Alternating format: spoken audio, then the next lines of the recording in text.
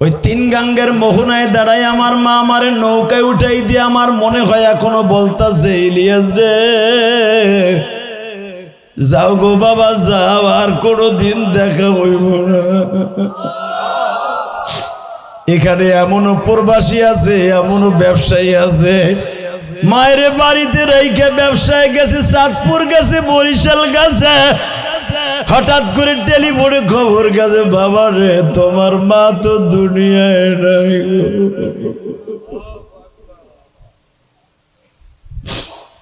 দুনিয়ার অনেক কিছু ভুলে যাওয়া যায় বাবা, মা বাবার মৃত্যুর স্মৃতি ভুলে যাওয়া যায় না। আল্লাহ যারা মায়ের কথা মনে করে এখন কাঁদবে, তাদের মায়ের কবরটা জান্নাতের বাগান বানায় দিবা। আজকে যখন টেকেরাট নামছি বাবা বাসের থেকে, একজন আমার কি বলে জানো, সকালে মৌলানা ওমর সাহেবের মসজিদে আমার একটা জরুরি মিটিং ছিল বাবা। এখানে এই যে মৌলানা সাহেব ছিল, কি জানো, এই মৌলানা ফরিদ ছিল, জিজ্ঞেস করবেন সকালবেলা নাইমে ওই নুরুজ্জামানের সাথে দেখা হয়েছে।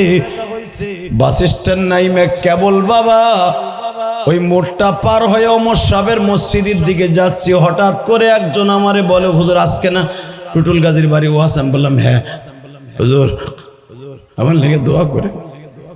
আমি সৌদি আরব ছিলাম হুজুর, এখন আমি ইটালি যাবো হুজুর, আমাকে বাড়ি গঙ্গারামপুর, টাকা জমা দিছে হুজুর, কিন্তু সবচেয়ে কষ্ট কি, আপনি তো মায়ের ওয়াজ করেন হুজুর, যদি সুযোগ পাই তাহলে ওয়াজে যাবো না হুজুর। আমার মা আমারে সৌদি আরব যখন আমি যাই তখন আমার মা ছিল সৌদি আরব হুজুর, আমি 3 বছর অবৈধ ছিলাম, আমার মা ওই অবৈধ অবস্থায় থাকা অবস্থায় মারা গেছে। আমি আমার মায়ের লাশটাও দেখতে পারি নাই। আপনি যে বলছেন না গঙ্গারামপুর দেশটা আপনার মা আপনার বিদায় দিছে হুজুর, আবার মা ইন্তেকালের পরে বারবার আপনার কথাটা মনে পড়ছে, আপনার ওয়াজ আমি এখনো শুনি আর কাঁদছি, মা বা কইয়া কাঁদছি। বাসানদা আমি আপনাকে বলবো, আপনিও মার কথা মনে করে এখন কাঁদবেন। এ কলিজার টুকরা বাইরা রে, এখন আমি যখন হরিশ্বর অথবা এই গোডাউনের কাজ দিয়ে কখনো গাড়ি চালাই যাই, বারবার আমার মার কথা মনে পড়ে। আমার মনে পড়ে সুইচ গেটের ওই দাম মাঝখানে ঠোঁটাটায় দাঁড়ায় বুঝি মা আমারে হাত লড়ায় লড়ায় বলে, ইলিয়াস রে যাও গো বাবা যাও, আর তোমার সাথে দেখা হইব না। তোমরা যারা বিদেশ যাইতে চাও বাবা যাও, কোনো দুঃখ নাই, হতে পারে আসিয়া মা বাবার লাশটা দেখতে পারো বা কবরটা দেখতে পারো। আল্লাহ যারা দাড়ি পাকা মুসলমান বাজানরা কান্দে, এদের মা বাবার কবরটা এখন জান্নাতের বাগান বানায় দিবা। ফাতেমা যখন বলে, হাসানের আব্বা, আমার আব্বাসকে বলছে রোজা রাখছস মা, ইফতারি করবি আমি বাপের সাথে, আমি আজকে আমার আব্বার সাথে দেখা করার জন্য চলিয়া যাব। হাসানের আব্বা,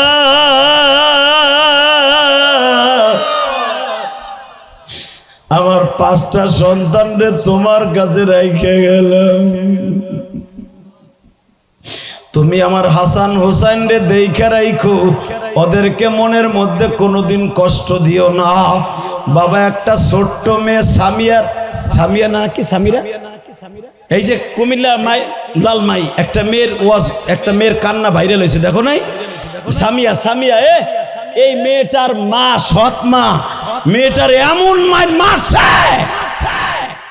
মায়ের সহ্য করতে না পাইরা মার কবর কাছে বলতেছে, মা তুমি আমার রাইখে গেলা কেন, তুমি আমার লিয়ে গেলা না কেন, তুমি আমার লইয়া যাও, তুমি আমার লইয়া যাও। দেখেন মেয়েটার কপাল খুলে গেছে, এই কুমিল্লার ডিসি পর্যন্ত মেয়েটারে যে সান্ত্বনা দিচ্ছে।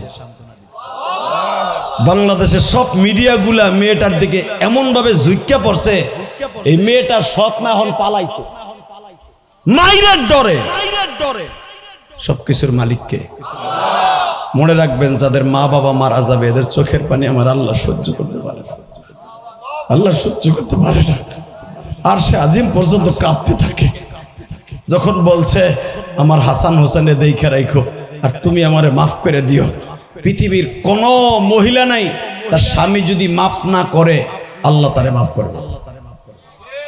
আমি আমার মা বোনদেরকে বলবো, মা আপনার স্বামী বিদেশ থাকে, স্বামীর টাকা আগলা পাগলা নাজায়েজ অবস্থায় টেকের হাট বাজারে খরচ না কইরা স্বামীর টাকাটা হালাল ভাবে খরচা কইরেন, আর স্বামীর জন্য জায়নামাজে বয়ে বয়ে দোয়া করেন। অনেক কিছু মহিলা আছে বিদেশে কত কষ্টের টাকা, ওই যে মাতবা ওই যে যারা মালয়েশিয়া আছে ওদের কাছে জিজ্ঞেস করবেন, এই মুসলমানের পোলা, সিঙ্গাপুর যারা আছে জিজ্ঞেস করবা, সৌদি আরব যারা থাকে ওদের কাছে জিজ্ঞেস করবা, নিজের বাপের বাড়িতে জীবনে একটা টিন লাগায় নাই, ঘর ছাউনি দেয় নাই, জীবনে নিজের বিল্ডিং এর কাজ অন্য মিস্ত্রি দিয়ে করায়, ওই হাত দিয়েই মালয়েশিয়া যে আরেকজনের বিল্ডিং এর কাজ করে। কথা আসতে গেলে বুবা মরবা। এ প্রবাসীর বাপ, তুমি কি জানো তোমার বাপ কত কষ্ট করে টাকা কামায়? তুমি যদি জানতা তোমার পোলা কি কষ্ট করে মালয়েশিয়া কষ্ট করে টাকা কামায়, খোদার কসম তুমি বাপ জীবনে পোলার কাছে এক মাসের বেতন চাইতে না, জীবনে একটা টাকাও চাইতে না।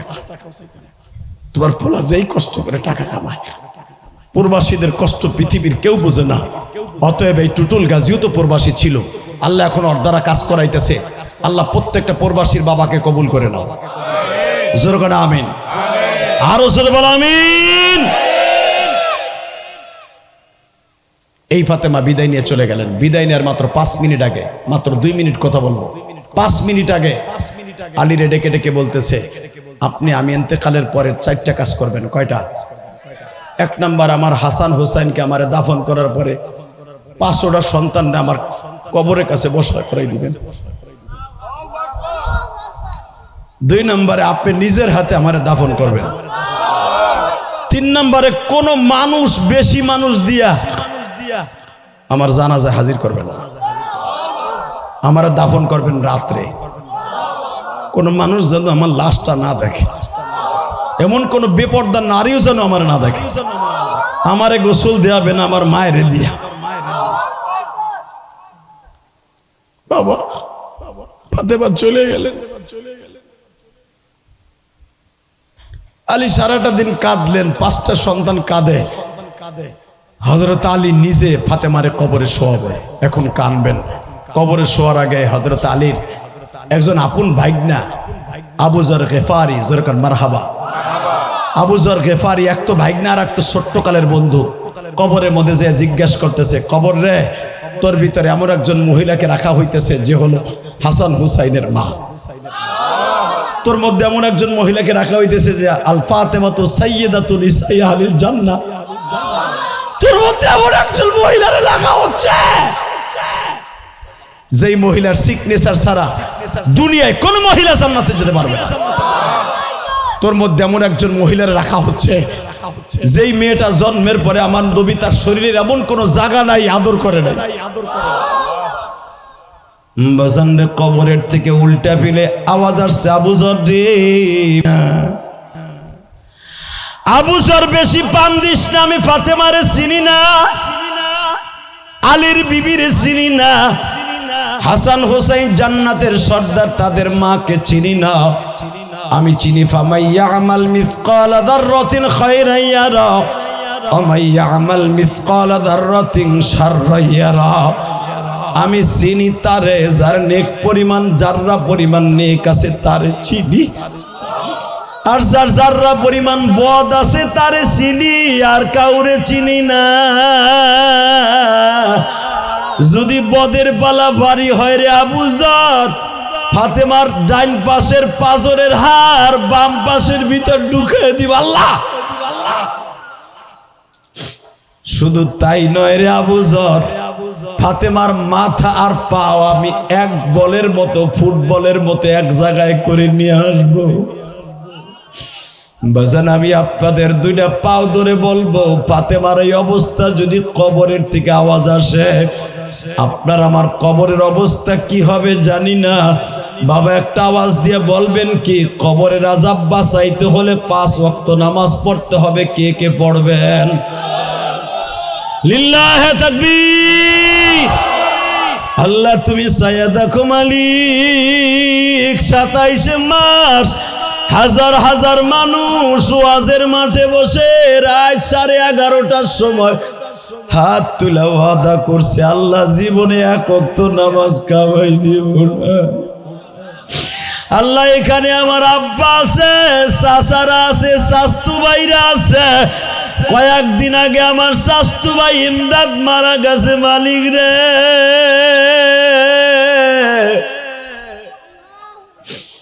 আমি উমরায় যাওয়ার আগে ইমদাদ আমার নতুন বাড়ির সামনে যায় বলে, ভাই ইলিয়াস রে শরীরটা ভালো না, দোয়া কইরো।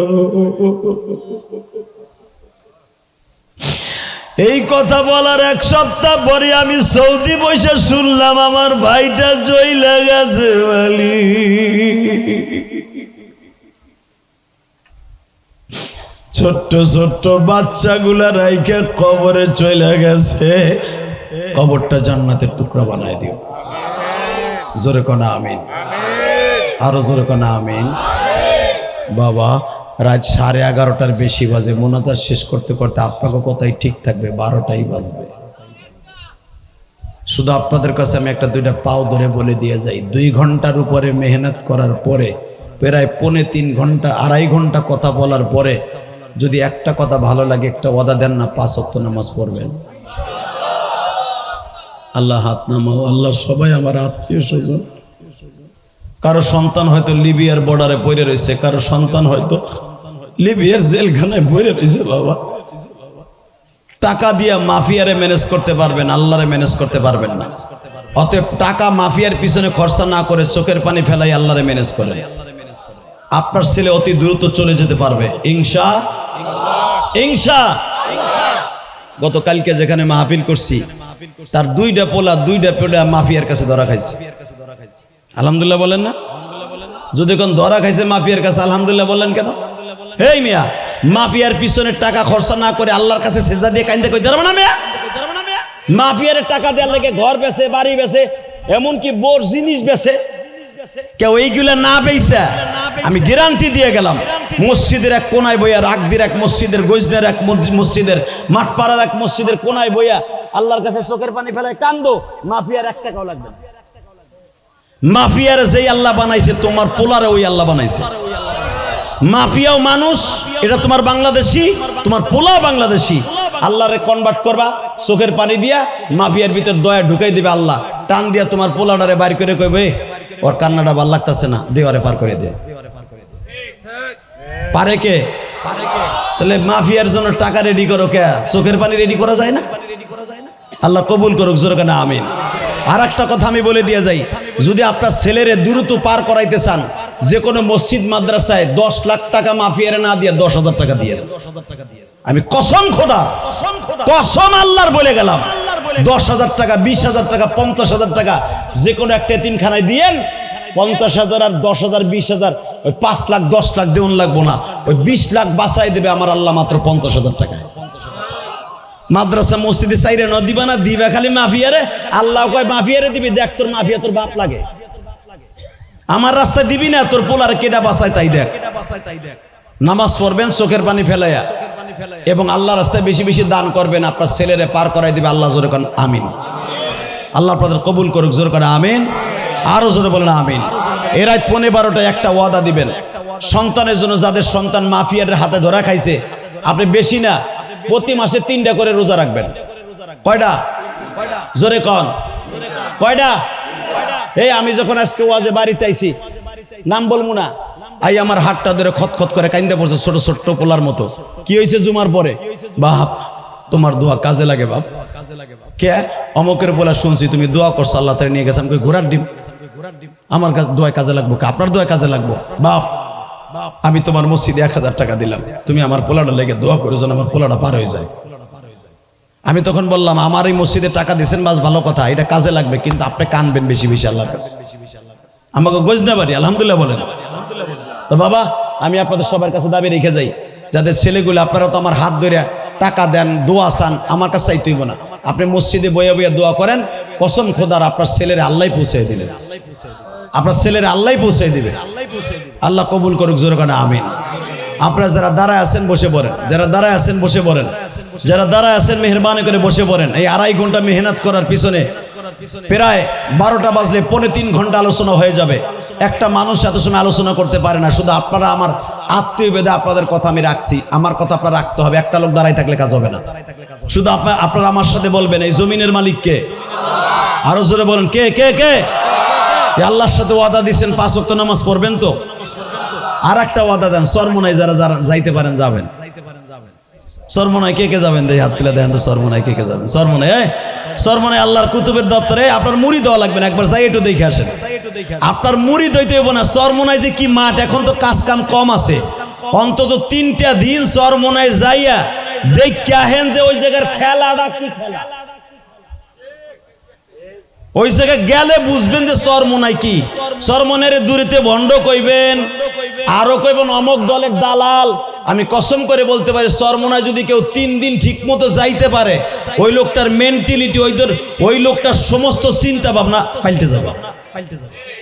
যাই দেখেন, আমি কিন্তু আগে চরমোনার অনেক বড় বিরোধী ছিলাম, অনেক বিরোধী। বাংলাদেশে কোনো আলেম যদি চরমোনার বিরোধী থাকে তাদের মধ্যে আমি একজন। ঢাকায় যখন আমি কেরানীগঞ্জে ছিলাম, আমি একদিন খালি পিসা বুজুরে একদিনের আমলে আমি মুরিদ হয়ে গেছি। আলহামদুলিল্লাহ বলতে পারলেন না? চরমোনার ভিতরে বাবা সবচাইতে বড় একটা জিনিস আছে, তারা ভণ্ডামি নাই, কোনো ভণ্ডামি নাই এবং কোনো মহিলা মুরিদ করার সিস্টেম নাই। আপনি 3 দিন চরমোনার মাঠে যাবেন, 10 কিলোর ভিতরে কোনো মহিলা দেখতে পাবেন না। অতএব মেহরবানি করে আপনারা চরমোনার দাওয়াত দিলাম, যাবেন। আমি টুটুল গাজীর জন্য দোয়া চাই, ওর মার জন্য দোয়া চাই। ওর মা এত নরম দিলের মানুষ, হয়তো টুটুল গাজীর আল্লাহ এত উপরে উঠেছে একমাত্র মায়ের দোয়ার কারণে। আর আমারে আল্লাহ এত উপরে উঠেছে আমার মায়ের দোয়ার কারণে, আমার বাবার দোয়ার কারণে। আলহামদুলিল্লাহ বলেন। বাবা আমি ঢাকায় কেরানীগঞ্জে 4 কোটি টাকা খরচ করে একটা মসজিদ বানাইছি। এই যে আমাকে ঘুষকান্দি আর একটা মসজিদ সবাই মিলে জিলে বানাইতেছে। আমার লক্ষ লক্ষ টাকা গেছে এই মসজিদে, আরো দিব। আলহামদুলিল্লাহ বলেন। শুধু আপনাদের খেদমত আরজ করতে চাই বাবা, দুনিয়া থাকার জায়গা না, আইজ আছে কাল নাই, বাহাদুরি করে কোনো লাভ নেই। অতএব সবাই যে যে অবস্থায় আছেন, আমি আমার মা বোনদেরকে বলবো স্বামীর খেদমত ঠিক মতো করবেন, 5 ওয়াক্ত নামাজ পড়বেন।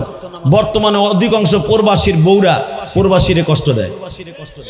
কথা কন না কেন? প্রবাসীর কিনে দিয়া পয়সা দিয়া, প্রবাসীর টাকা দিয়া মোবাইল কিনে দিছে, প্রবাসী বেটার লগে কথা কয় না, তার নাঙের লগে টাঙ্কি মারে। এবং বাটপার বিড়ি আছে না নাই? হারামি বিটি, স্বামী মোবাইল কিনা টাকা দিয়া সেই নাঙের লগে কথা কয়। তোর ভয় নাই হারামি?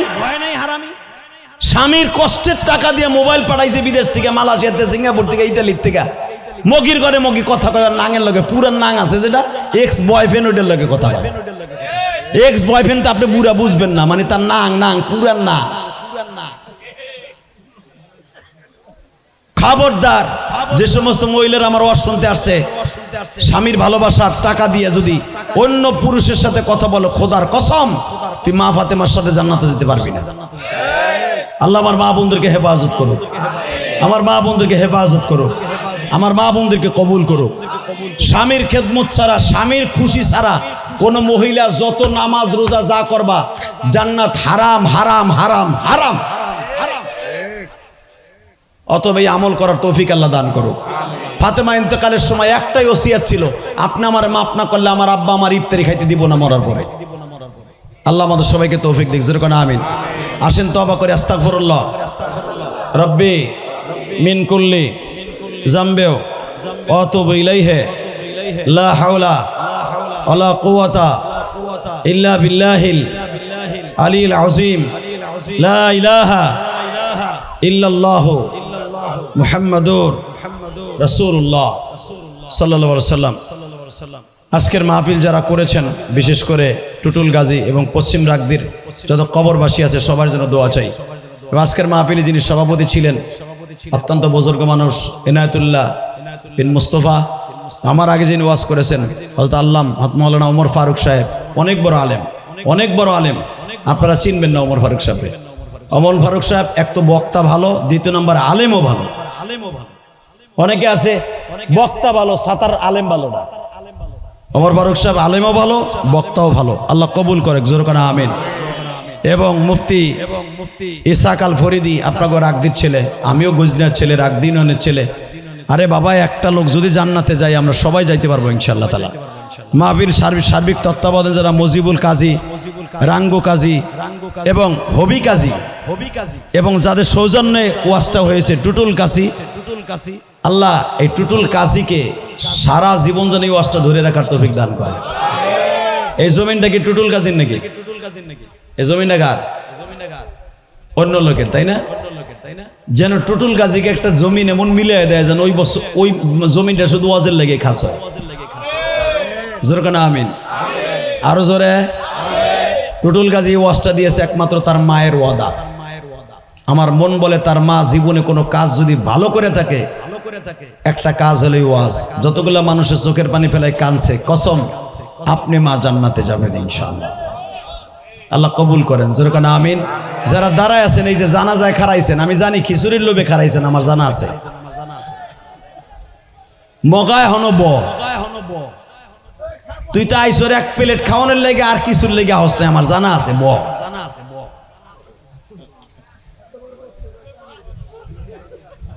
বলত কোথাকার। আল্লাহ হেফাজত করুক, আমিন। আল্লাহ আমাদের সবাইকে যেন কবুল করেন। আপনারা আমার জন্য দোয়া করবেন তো ইনশাআল্লাহ?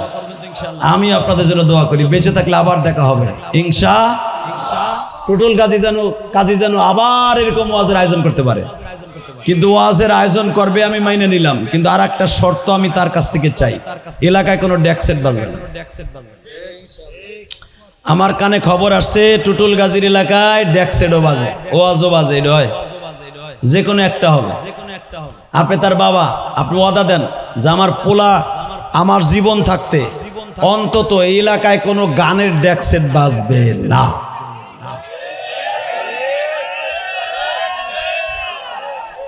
কতক্ষণ না কেন ডেক সেট বাজবে না বেটা।